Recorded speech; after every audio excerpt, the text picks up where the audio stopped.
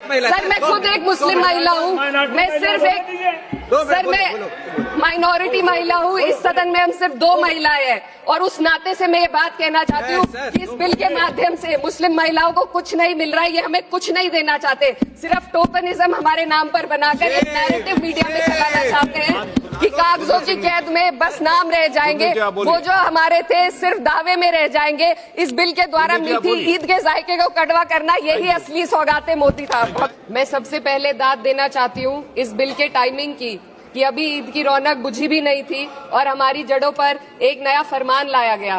पहले उत्तर प्रदेश में मुसलमानों को नमाज पढ़ने पर रोक लगाई और फिर सौगात में ये बिल लाया गया। निसार में तेरी गलियों पे है वतन, जहाँ चली है रिवाजो गैर कि कोई ना सर उठाकर चल सके।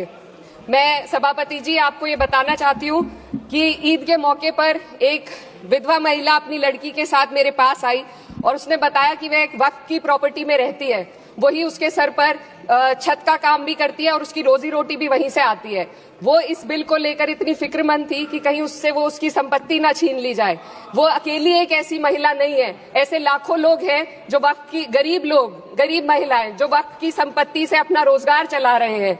और ये जो वक्फ बाय यूजर क्लॉज के हटाने से लाखों वक्फ की जायदाद अपना स्टेटस खो देंगी और लाखों लोग इसी तरीके के लोग सड़कों पर आ जाएंगे। वक्फ क्या है, वक्फ बाय यूजर क्या है? इसका ये मतलब है कि कोई जायदाद अगर सालों से दीन और भलाई के कामों के लिए इस्तेमाल हो रही हो तो वो खुद ब खुद वक्फ मानी जाएगी। हिंदुस्तान की अदालतों ने भी इस बात को तस्लीम किया है। वक्फ बाय यूजर सिर्फ वक्फ बोर्ड को ही मिली कोई खास सौगात नहीं है, ये बल्कि सभी अन्य धार्मिक ट्रस्टों को परंपरा और यूज के आधार पर बिना किसी डॉक्यूमेंटेशन के धार्मिक चरित्र को डिक्लेयर करने का राइट मिला हुआ है। भारत के संविधान के आर्टिकल 13 क्लॉज 3 में कस्टम और यूसेज को कानूनी वैधानिकता प्रदान करता है। इसी आर्टिकल से वक्फ बाय यूजर भी निकला गया है।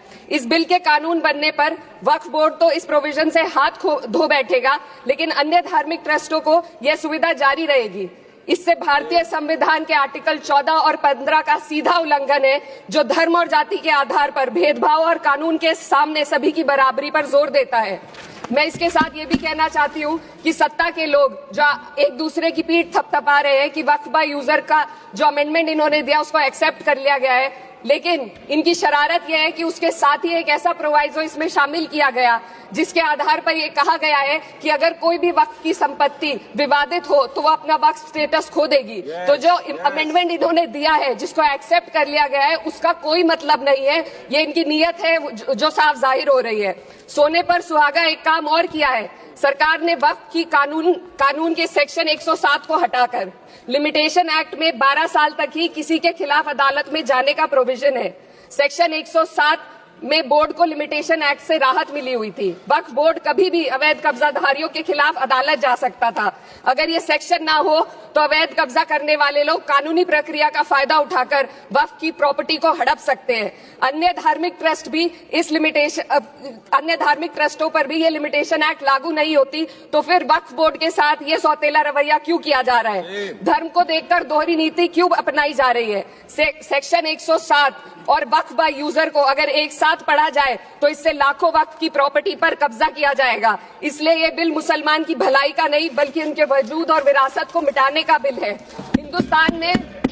हिंदुस्तान में बहुत सारे धार्मिक ट्रस्ट हैं जिसमें उस खास मजहब के लोग शामिल होते हैं और उसका इंतजाम करते हैं। और ये बात समझ में आने वाली भी है, क्योंकि जो व्यक्ति अपने मजहब के रीति रिवाज को जितना अच्छे से समझ सकता है, किसी अन्य मजहब का व्यक्ति नहीं समझ सकता।